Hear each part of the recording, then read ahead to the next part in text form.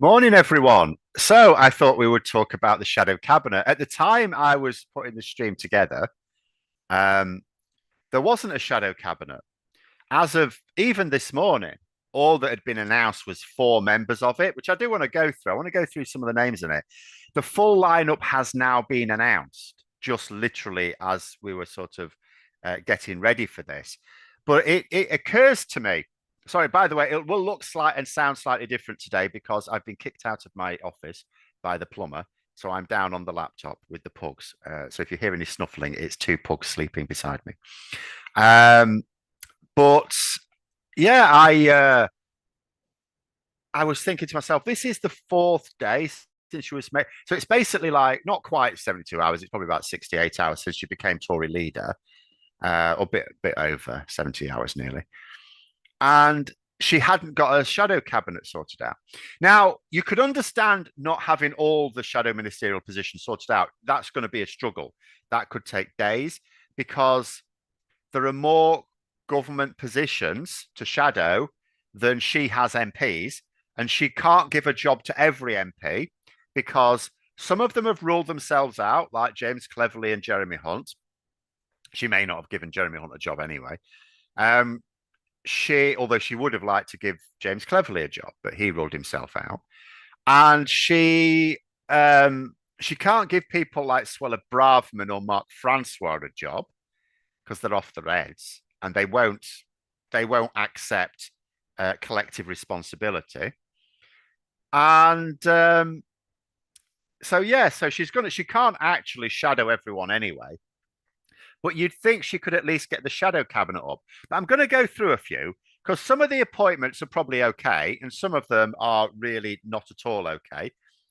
I am going to point out, first of all, Mel Stride as Shadow Chancellor of the Exchequer. Now, there is a sense in which that totally makes sense. Mel Stride, for those who don't know, was chair of the Treasury Select Committee for a lot of years, so he knows his stuff. It's a bit like, when Yvette Cooper became Shadow Home Secretary and she was immediately on it because she knew all about it. She was on top of her brief, but that is because she had been chairing the Home Affairs Select Committee for years. So she'd been used to holding the government to account on that. Mel Stride, same thing. He was the chair of the Treasury Select Committee. Then he joined the Treasury as a junior minister. Then he eventually became Work and Pensions Secretary of State. So he knows his stuff. He will be quite good at holding chancellors to account because he's sort of done it even on his own. And this is not even on his own side. It could be a bit party political now. But he's also a moderate. So it helps Kemi Badenoch say, I'm presenting a balanced shadow cabinet because she needs to. Because although the Tories have now changed the rules so that it needs to be a third of MPs to trigger a confidence vote, so it'll now be way harder to get rid of the leader. She doesn't have that much natural support. And after a year, if she's doing really badly, it's like, there could easily be a confidence vote. So she's trying to bring all wings together. So that makes sense. But what's weird is your choice of shadow. You obviously want to get in like a range of people across the party, but your choice of chancellor stroke shadow chancellor has to be someone who is on your wavelength because they are the ones who are going to drive your economic policies, do everything else. It's a bit like, with Labour in government now. It doesn't like everything that they want, like Wes Streety wants to do with the NHS, or Liz Kendall wants to do with the Department for Work and Pensions, or David Lammy wants to do the Foreign Office, Yvette Cooper with the Home Office, and the rest of it, Bridget Phillipson with Education. All of them need the Chancellor to give them the money to do it. So, when you're the leader, you need a Chancellor who, like where Boris Johnson went badly wrong, or I went wrong in a few places, I suppose, he didn't do that. He didn't get a Chancellor who was on his wavelength. He picked, first of all, Sajid Javid and then Rishi Sunak. But Boris Johnson wanted to be a big spending prime minister. He wanted a big spending government, very unconservative. We didn't really believe it was going to happen. but he chose chancellors who were really tight-fisted, like typical Tory chancellors. So it didn't work. It was Boris Johnson was constantly promising big grand projects and then going, oh yeah, sorry, we're gonna have to cancel that because Sunak says there's no money. But there you go. Mel Stride's a moderate. He is a moderate, yes. He's not really one for the culture wars and stuff like that. So it's actually quite a positive one, except for the fact it just seems a really odd one. I am going to say Shadow Foreign Secretary, though, Priti Patel is totally unsuitable. And I don't just mean because Priti Patel is just unsuitable for any position. We could say that about most Tory MPs. Specifically for the Foreign Office, very dodgy, particularly at the moment. People may or may not remember. So Priti Patel, obviously, she's now mostly known as being Boris Johnson's Home Secretary, right? And if it weren't for the fact that Suella Braverman is a thing, she would have been the most evil Home Secretary we've had in my lifetime. But people may remember during Theresa May's time, she was a minister in Theresa May's government, and she had to be sacked. Now, why does she have to be sacked? Basically, treason. Not treason in the legal sense, but in the sense that she went behind her own government's back in having totally unauthorized discussions with the Israeli government. Now, in the current context, that is a bit dodgy. Yeah, in fact, Antovin's there saying Priti will be off to Israel. That is, yeah, exactly. That is the thing.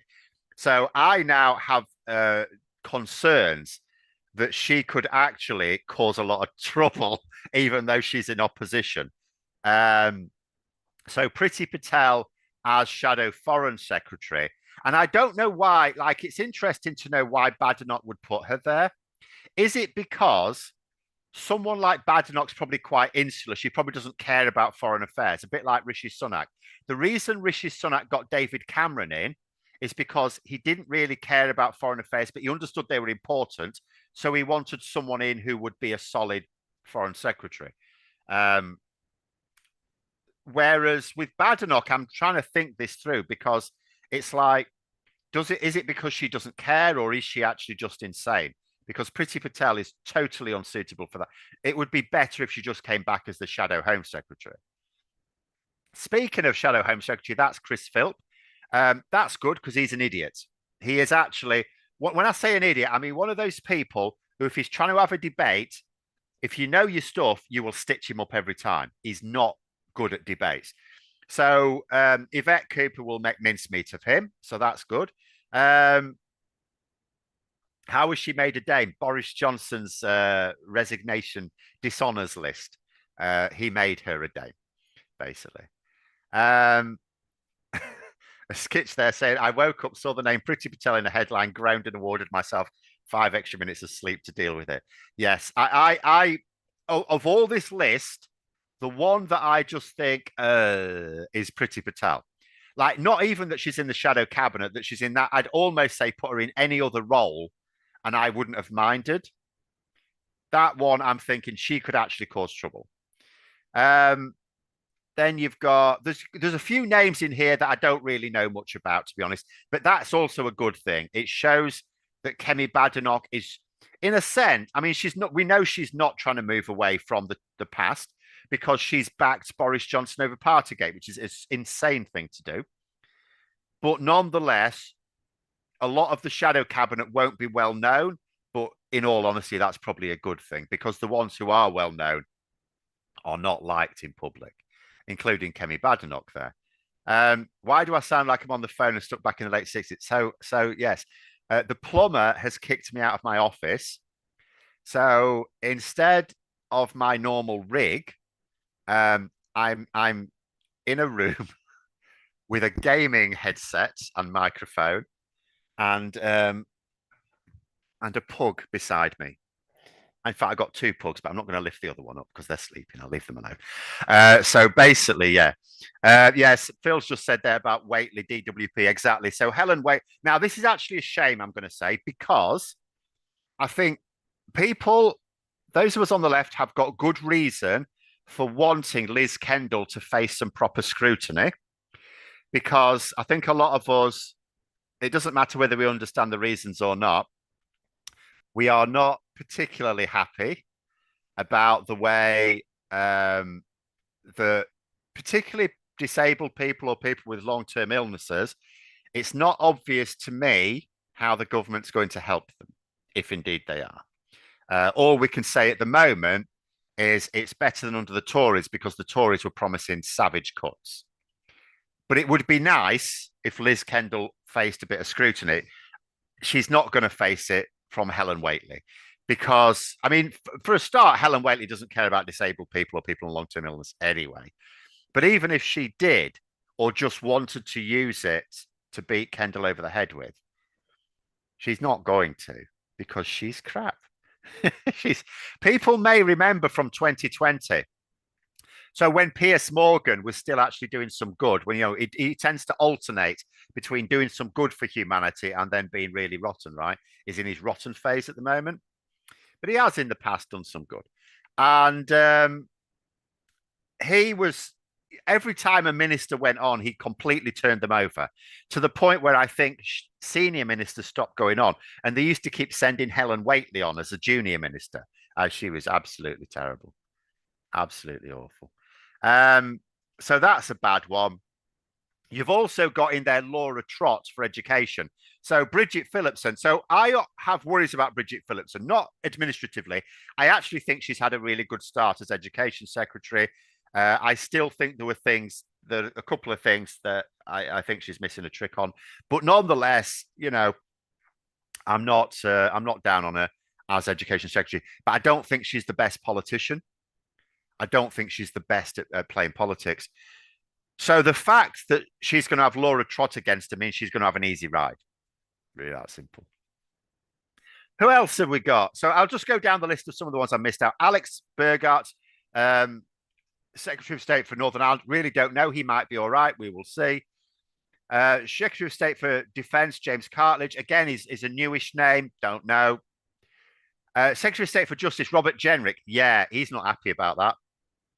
I think one of the reasons why it's taken such a long time for this shadow cabinet to form, I think probably a few people have knocked her back. So I'm going to have to have a drink, and I'm going to have to drink from a bottle. I neglected to get a glass ready. I think a few people probably knocked her back because she should have been able to announce more. She should have been able to announce them on Sunday, quite frankly.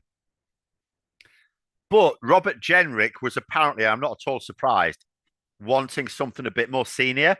But Kemi Badenoch's basically, look, I want you in my shadow cabinet because I want your supporters to not cause trouble, but I ain't giving you a good job. Now, he is qualified for justice because he's got a legal background. So, he is qualified for it. And in actual fact, he could cause trouble later because we know that even though they haven't announced it yet, the way it's going is Labour are looking at reforming the prison system to basically send way fewer people to prison. Now, how do we know this when they haven't formally announced it? First of all, James Timpson is the prisons minister, and he's not he is now a politician because he's in the House of Lords, but he wasn't. He's not an MP. So he didn't have to take the job. He's a very rich man. He doesn't need it. He's not got a political career in mind. He strongly believes we send far too many people to prison. He was made the prisons minister. But also David Gork, who was a former minister in Theresa May's government, he has been given a role as well. And he is also of the view that we send too many people to prison. He is specifically of the view that we shouldn't be sending people to prison for short, few month sentences. So you've got Labour have deliberately appointed two people to inform on prison reforms who don't think we should be sending as many people to prison.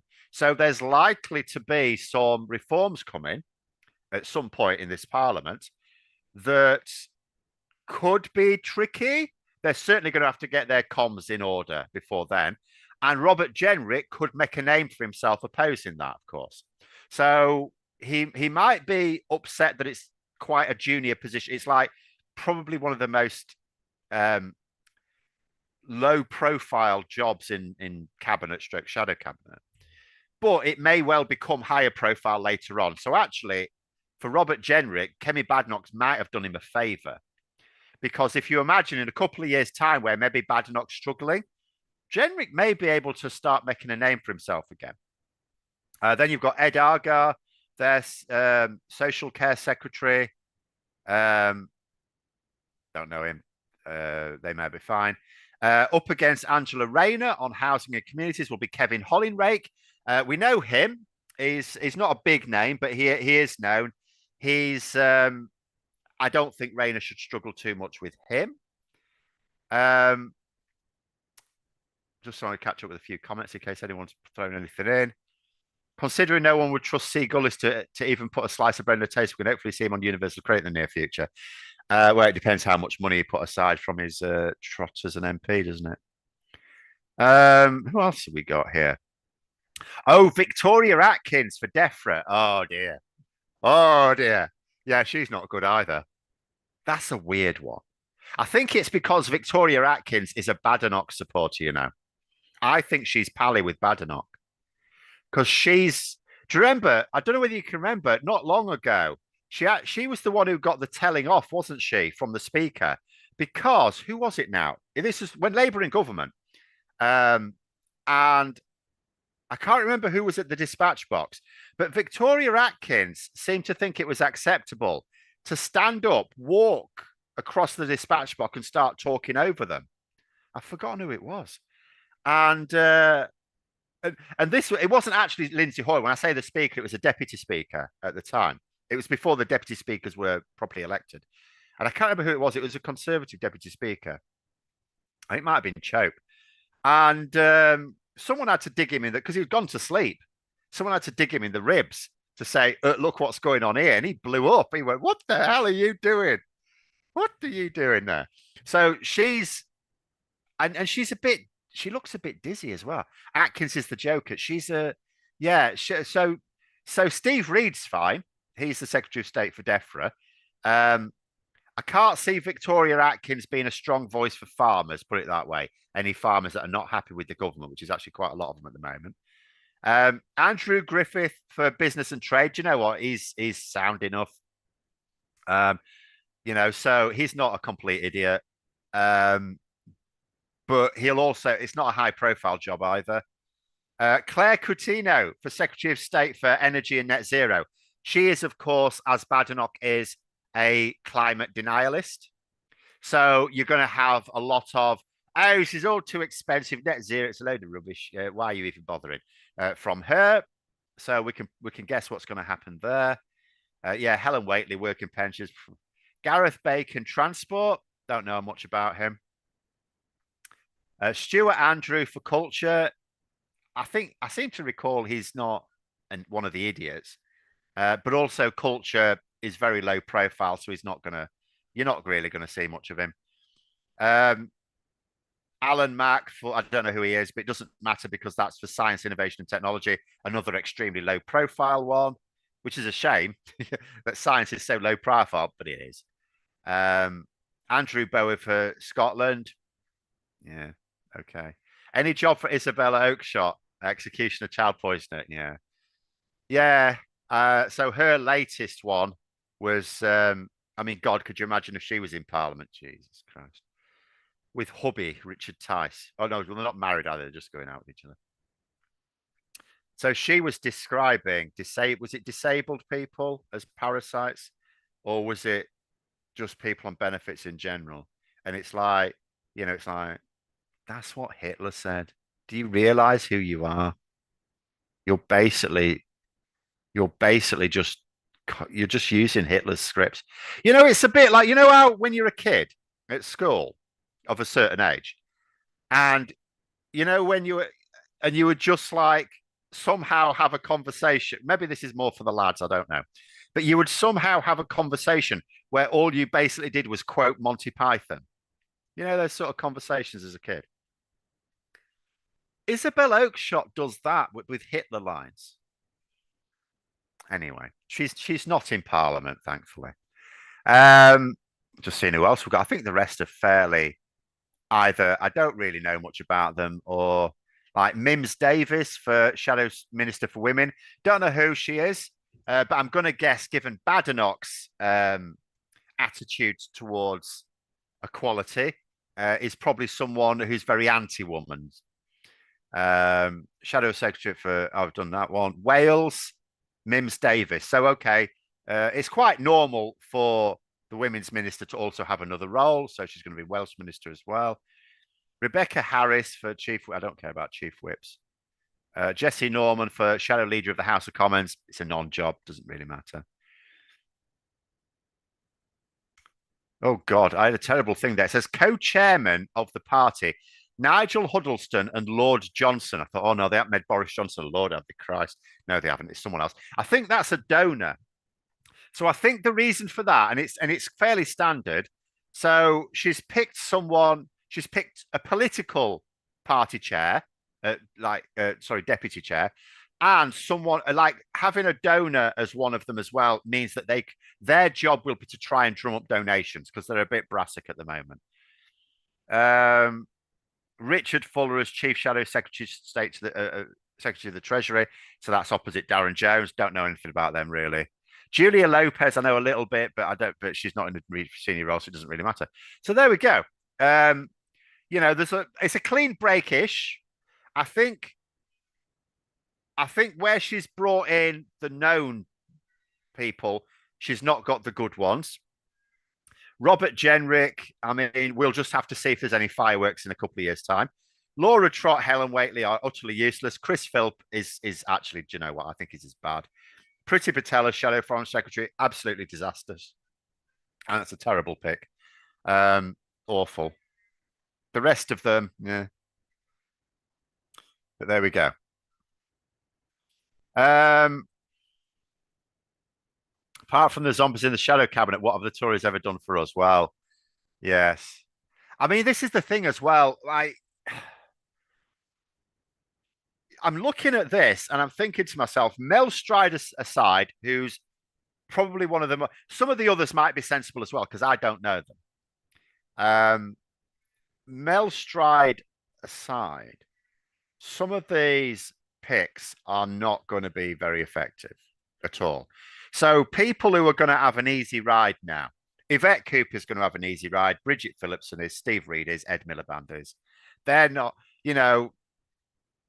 they could basically stand up in Parliament whenever these chumps are asking them a question and go, "Are you serious?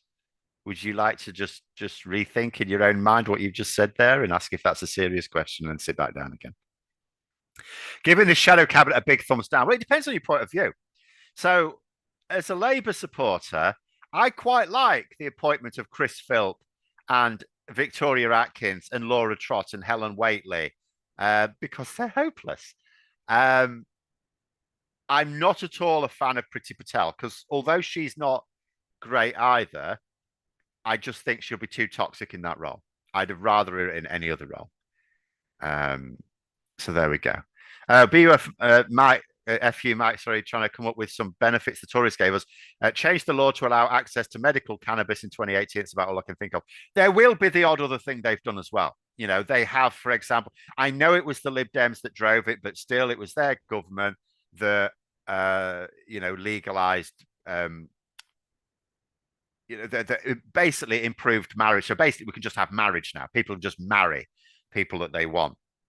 So there was a bit of equality there in the coalition years. Yes, it was driven by the Lib Dems, and yes, a majority of Tory MPs voted against it. But it was still a Conservative government. What else have they done? They, when Northern Ireland was in Stormont was in mothballs again, they were actually this must have pissed off the DUP because they were improving abortion rights, weren't they, in Northern Ireland? There will be some minor things they did that were fine as well. There will be some minor things they've done that are good. But in terms of the big stuff, yeah, I mean, the last Parliament particularly was absolutely shocking. I mean, what did we have? If we think about the Tory legacy, so for the first 5 years, we had austerity. I mean, austerity continued, but that was the big thing. That's all they gave us, austerity. Seriously, what else did they do? In fact, their austerity actually killed one of my friends. So, I'm not very happy with them.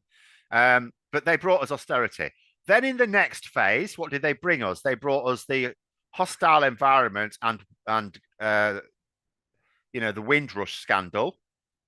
And although they didn't bring us the Grenfell scandal, they also didn't deal with it. They didn't deal with it. So they basically have continued to allow people to escape justice for that. And then in the next phase, the Johnson years, we ended up with a hard Brexit, which is like one of the most, I mean, that's a proper act of treason. And like over the last parliament, they gave us nothing at all. Can't actually think of anything. Even something, there might be something really minor. But in terms of the big stuff, it was all, none of it had cross-party support. Like if you look at the big stuff Labour are bringing in, right? Obviously, different parties are going to have different views on it, and they're going to say, well, you need to do more of this or less of this or whatever.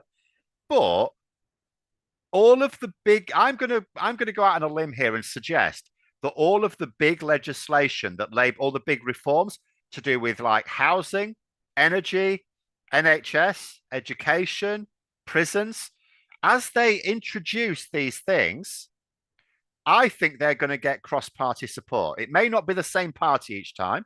We know the Lib Dems are going to be more NIMBYist on the housing stuff, and for example, but I think Labour are going to get cross-party support for all of their big stuff. The Tories didn't get for any of their big stuff. I mean, that's the difference, really, isn't it?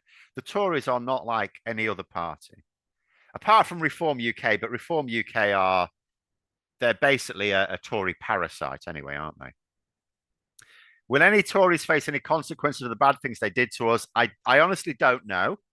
I do think that after, so if we look at Grenfell as a like a roadmap, so the reason why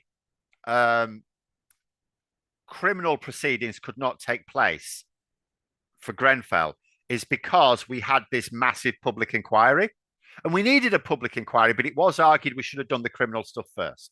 The government should have delayed the public inquiry until and allowed the criminal investigations to take place first. So you can't do that. You can't run them in parallel.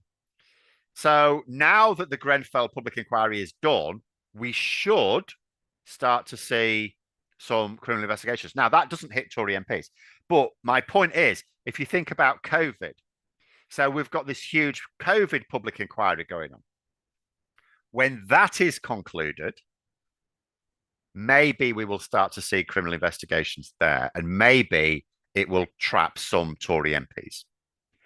However, I'm not going to hold my breath because, I'm a cynical old so-and-so. And the last person I seem to remember facing, the last Tory MP or former Tory MP I seem to remember ever facing consequences was Jeffrey Archer. This is a long time ago. He went to prison. I actually felt a little sorry for him because what he went to prison for, I thought was a bit harsh, but I understood it. I wasn't saying he shouldn't have gone to prison, but I thought of all the things to put Jeffrey Archer in prison for, lying about his personal life, wouldn't be the thing I would say. Nick saying plot twist: Badenoch's husband's a Remainer. Perhaps a change of heart by Badenoch, RE the EU. SM, no, would not bet on it at all. It doesn't makes no difference. Like, you can have very different views on things, some things with your partner. Boris Johnson's whole family were Remainers. His dad, his brother, his sister, they were Remainers. And sure, just for the sake of family unity and party and stuff, they'll sort of, but they're all, they didn't think we should leave the EU. Makes no difference. Makes no difference at all. Kemi Badenoch is Kemi Badenoch. And also, it's quite clear, Kemi Badenoch, it's obvious, has an ego, right? So she's going to know her own mind. She's not going to be someone who's going to be swayed. And I can't imagine they sit talking to each other all the time, debating Brexit. He probably just decides that's it, it's finished with. Never mind. What about Elpic? Natalie Elpic? I don't. She can't possibly be in the cabinet, in the shadow cabinet. She's gone, and she's in. If you mean in general, Remember, she's working on housing now with Labour.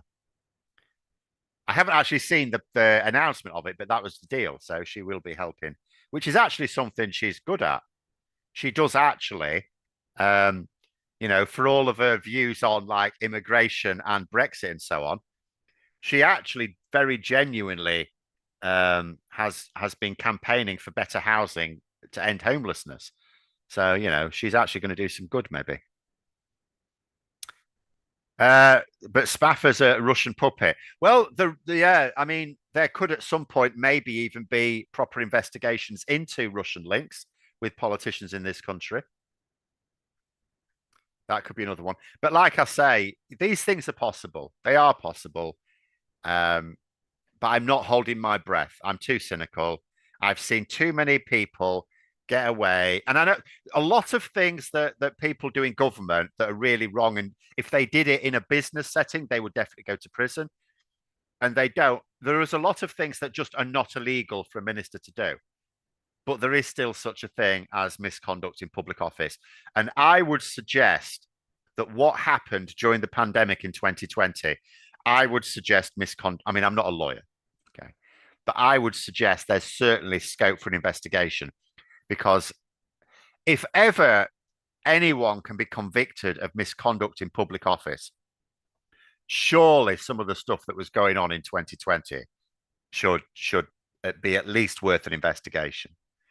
Plum Duff say, I await the Sucre report. We had it. But anyway. Oh, Michael Elphick. Sorry. I thought someone said Natalie Elphick. Anyway.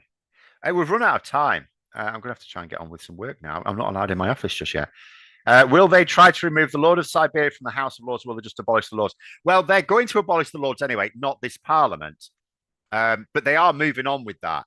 I know some people thought because the initial reforms for the Lords included, I mean, they are kicking out hereditary peers, or at least there's not going to be any new hereditary peers. So they're kicking those out. But also, there was this rule where if you turn, is it 80? Someone remind me. If you turn 80 during a parliament, then you cannot stand in you carry on. But at the end of the parliament, when the election's called, that's it. You're out the House of Lords. You're not back there. And people are saying, well, why would you put that in if you're just going to abolish the whole House of Lords anyway? It's like because the abolition is not going to happen right now. But at the same time, Labour are working on what replaces it at the moment. So, and it's in the manifesto, not for this parliament specifically. So, as long as Starmer remains leader into the next parliament, at least, it looks like it is happening. The thing is, there's quite a bit of resistance to it in Labour, unsurprisingly, in the House of Lords. But also because it's not just the Tories. The Tories are really corrupt with the way they use House of Lords appointments, like literally getting people to donate 3 million quid to the party in return for a seat in the House of Lords. I mean, that should be, I mean, surely that is illegal. It's ridiculous to me that can carry on. But but Labour still use it as well to like, oh, if you keep your mouth shut, I'll give you a seat in the House of Lords. So, or previous Labour leaderships have. So it's better off. Final comment, I'll just say, BUF use Mike says we need Leveson Part 2 to be implemented before trying to abolish the Lords.